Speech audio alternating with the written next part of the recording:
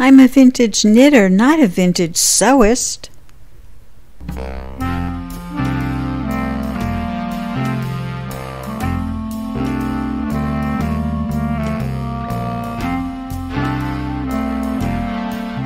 And action. Live from New York, it's Show and Tell. Hello, I'm Billy. That was my executive producer, AKA hubby.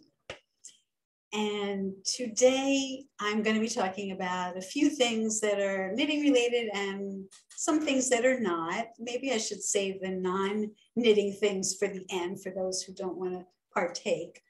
But you know, I'm vintage gal, and vintage sewing machine is a part of my life. My entire life, actually. My grandmother and then my mother owned, now I own, a very old Singer sewing machine, and I'll show you some pictures, but stay tuned if you want to see some of the ephemera and vintageness of Singer. But in terms of knitting, well, you know that I am starting another knit along on May 1st for people who have not knit sweaters before or who have never knit a sweater in pieces.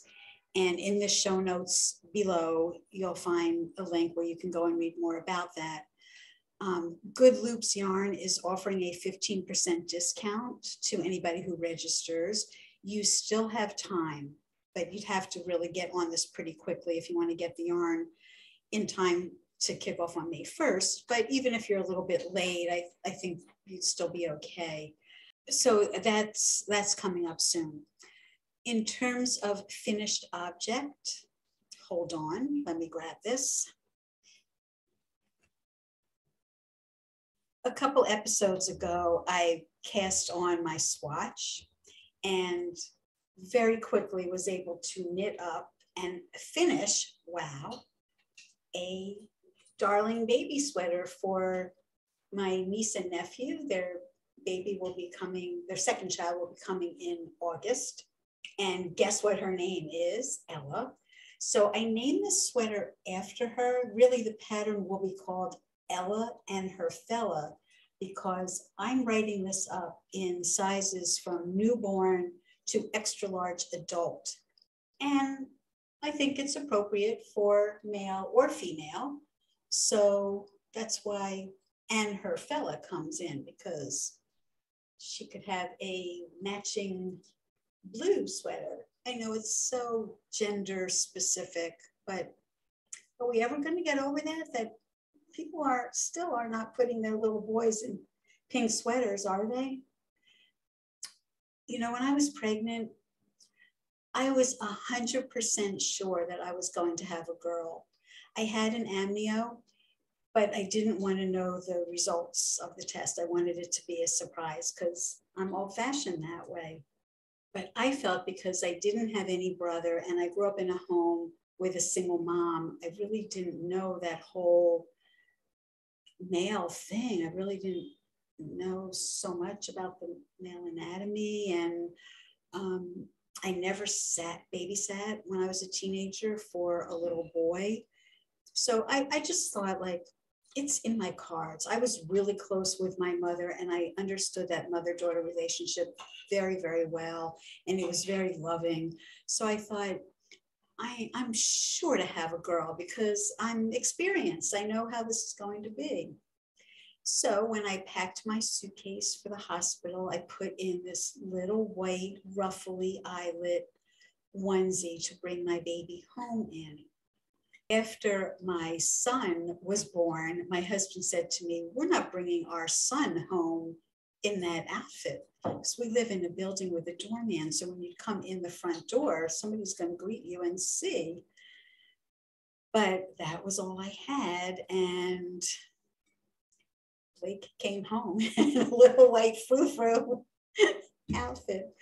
But it was all white. You know, had it been pink, that might have been, even for me, a little hard. Anyway, I'm sure I'm going to get lots of comments on this one, because I know there's some people out there who are saying, Pink for boys? Why not? No problem. Okay. What do we say? Whatever floats your boat.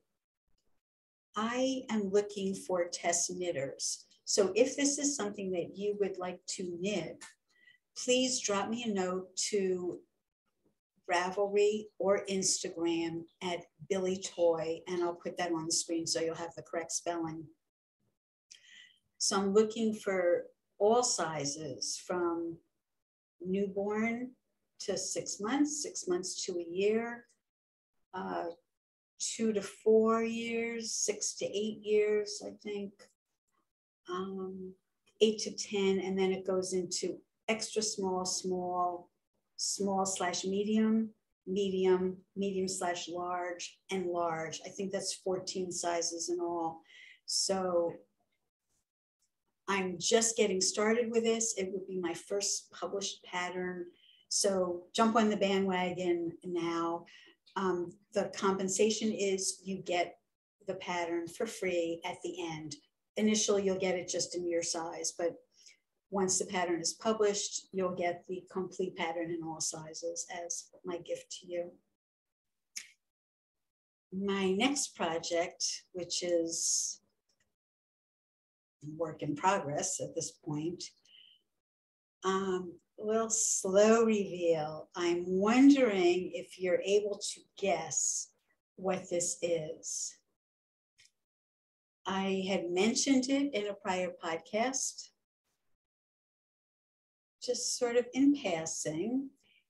It is vintage. It doesn't go back to the 30s or 40s. I think this is maybe a 1950-ish, the Grace Kelly era. I'm tempted to keep it a secret until it's more finished, but I'd love for people to guess.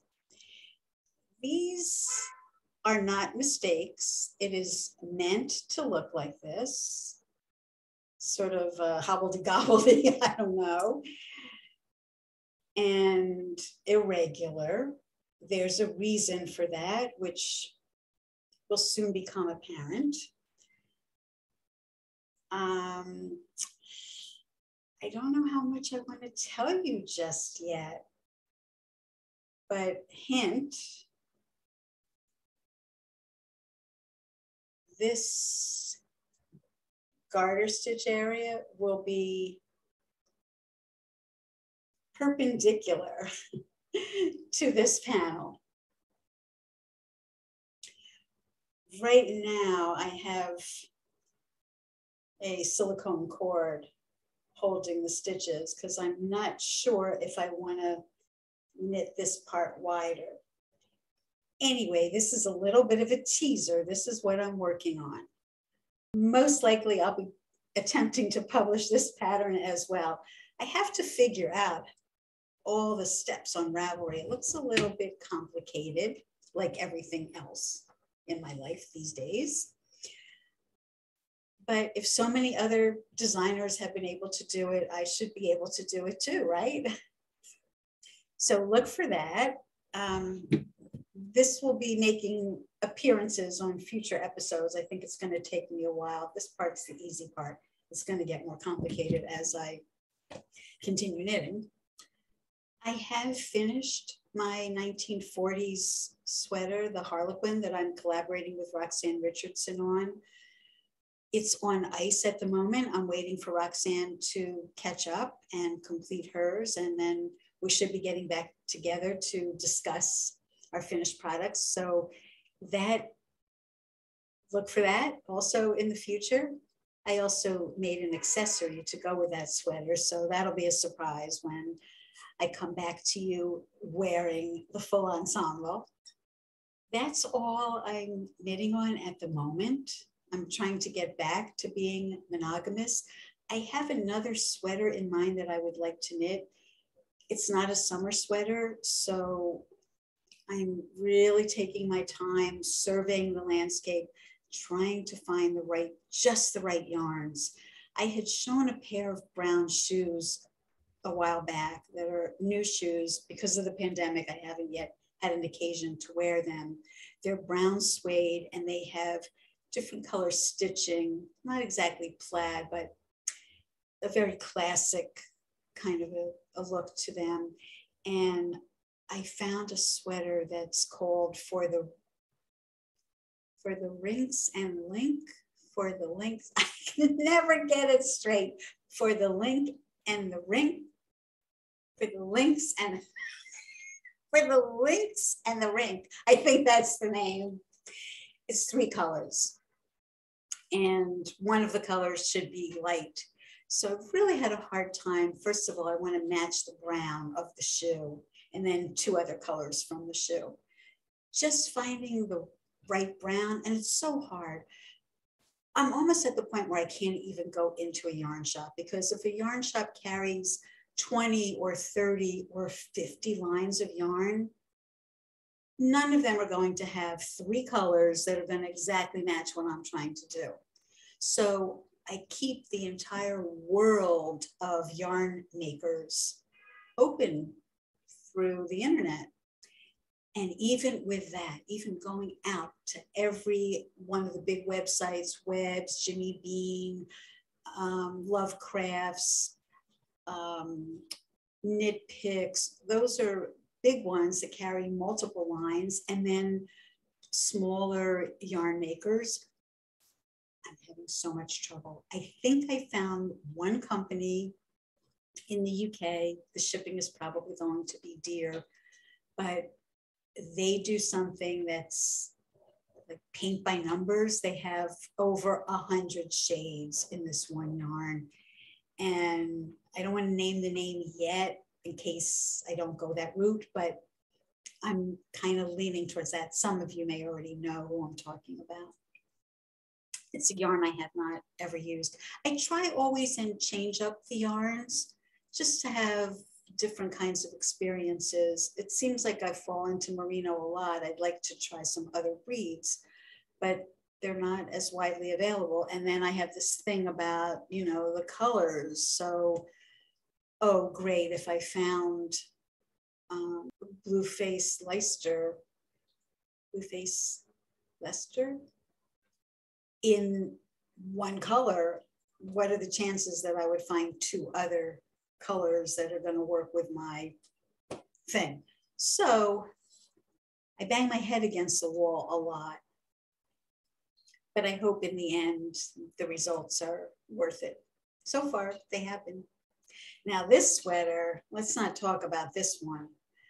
It didn't start out this color. Navy evidently is persnickety. When I wet it to block it, the dye just kept hemorrhaging into the water, and I kept rinsing it and rinsing it and rinsing it again, and I just couldn't get the blue to stop. Finally, in the end, it's kind of like a denim-y blue, where it started out as a really vibrant marine, like a navy blue. Oh well, that's why I like to try different companies. I will say the maker of this yarn was very kind to me. She sent me a new skein of any yarn of my choice from her line. So that was kind of nice. I hope this segment of the show will be interesting for you, because I'm sure, like me, many of you are interested in other things that are vintage besides sweaters. So I happen to be the proud owner of a vintage Singer sewing machine. It's the Singer electric sewing machine model 201-2. I'm not sure when my grandmother would have purchased it, but there's a large medallion on it that says 1851 to 1951, 100 years, the centennial of Singer sewing machine. So I'm guessing that my grandmother probably purchased it somewhere around 1951. It still has the original manual with it. This machine, this particular machine, is in a cabinet, four-legged cabinet that's on lovely little wheels. And it's quite heavy. It's all steel. just lifting it up to put it into position, like up out of the cabinet where it sits on top, is a Herculean feat. I'm guessing that that machine probably weighs a good 50 pounds. It looks like this. And I wanted to show you this manual because I got such a kick out of it. First of all, the font, but also the pictures.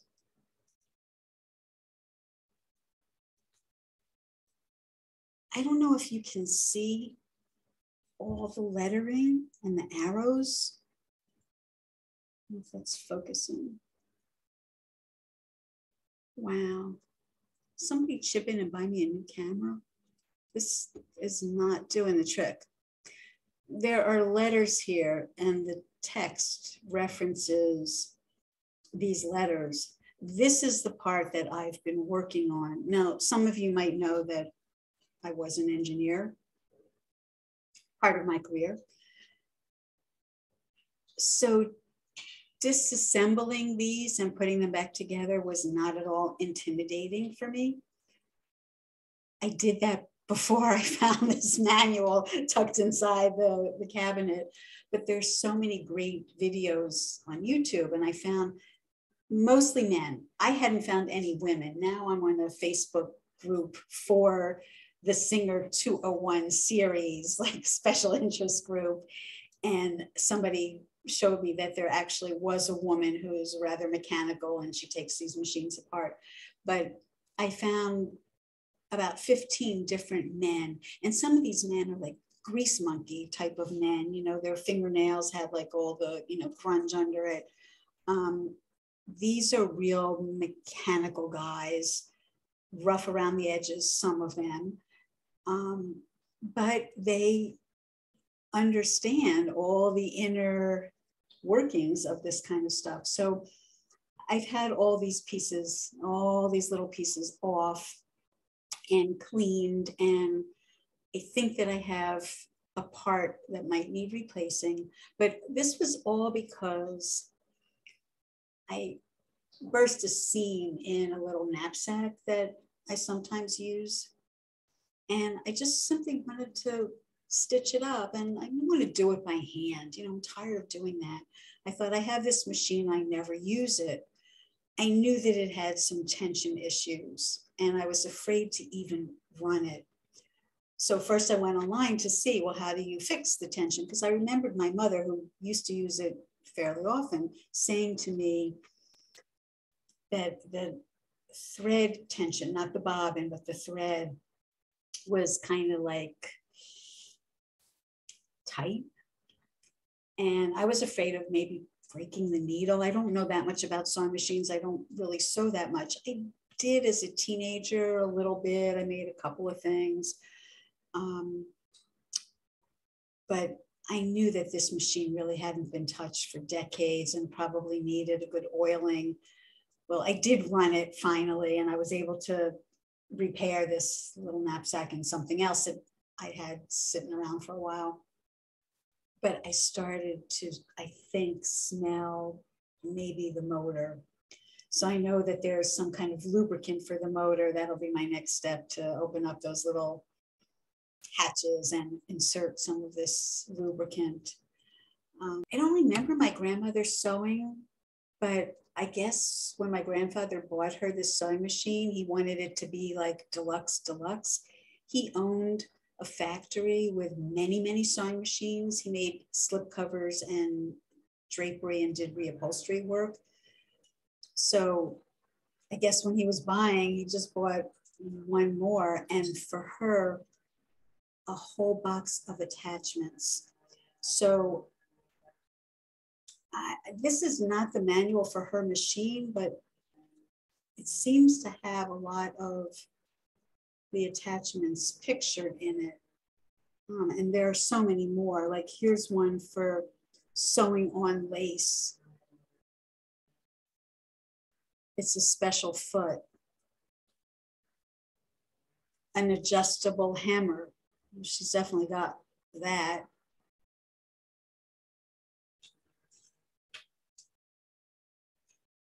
multiple slotted hinge. Oh, this is a real interesting one. She has that with all these little grooves. It looks like a cornucopia with slots in it. That is called a multiple slotted binder. It will apply unfolded bias binding, 15/16 of an inch in width, and commercial folded binding in sizes 1, 2, 3, 4, and 5 to seams or to the edges of garments. Wow. And there's a bunch of other ones, but I just find the illustrations to be so quaint. I mean, so indicative of yesteryear. So I thought you might enjoy seeing that.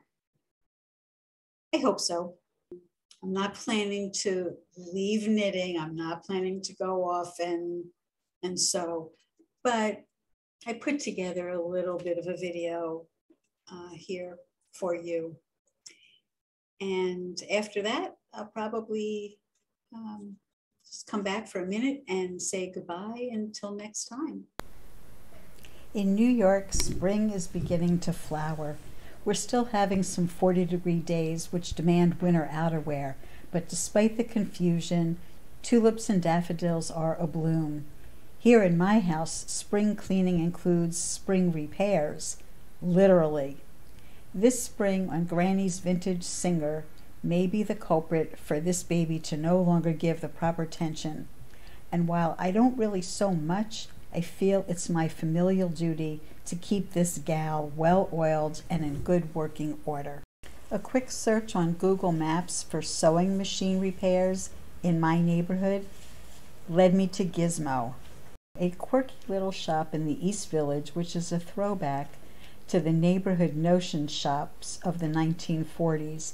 Even the window reminds me of my grandfather's barber shop, which ironically was a couple of blocks up, around the corner, and a couple of avenues over 100 years ago. His window had a similar list in it that said that they were a union shop, that they carried Grammaton dandruff remedy, they sterilized the cup, brush, and soap, they did electric face massages, and they sold sweet Schiaparelli cigarettes. Similarly, Gizmo's window promises zippers, elastic, lace, fringe, tassels, patterns, felt, feathers, dye, and batting. Inside, I found so much more.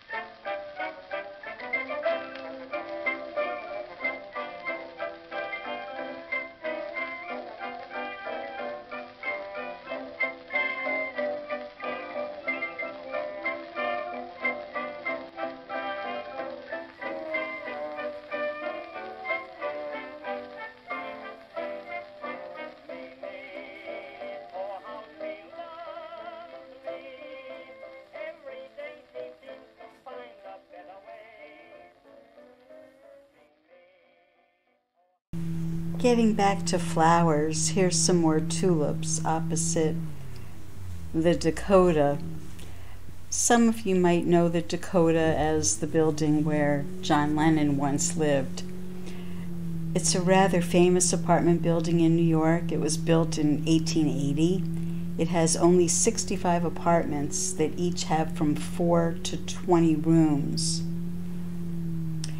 Famous people such as Joe Namath, Lauren Bacall, Leonard Bernstein, Judy Garland, Rosemary Clooney have lived there. And lest we never forget John Lennon, there's a beautiful mosaic just opposite the Dakota. There's always someone there playing Beatles music. Not only is Central Park one of the great masterpieces of American art, but it's one of the best gifts that New Yorkers have. The design was the result of an 1858 competition won by Frederick Law Olmsted and Calvert Vaux. They created a series of ornamental bridges and separate walkways for quiet strolling away from the faster horse and carriage traffic. Since the park spans over 800 acres, the competition required at least four roadways that would go across the park. One of Olmsted and Vaux's most innovative features was setting these roadways below grade and artfully camouflaging them behind dense vegetation, which ensured that visitors have a purely rural experience within the boundaries of the park. Listen to the noise of nature in this short segment. The Central Park Reservoir was a favorite jogging spot of Jacqueline Kennedy Onassis, and it was officially named for her in 1994. It's a 1.58-mile track that has a soft surface, so it's easy on the knees, and it contains 1 billion gallons of water. It occupies 106 acres of the 840 some odd acres of Central Park in total.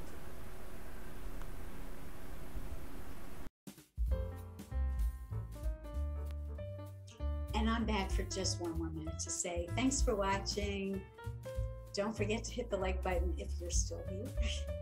Don't forget to subscribe. And P.S. by the way, I am closing in on 1,000 subscribers. So if you have not yet subscribed, please do me the favor of putting me over that 1,000 mark. See you next time. Take care.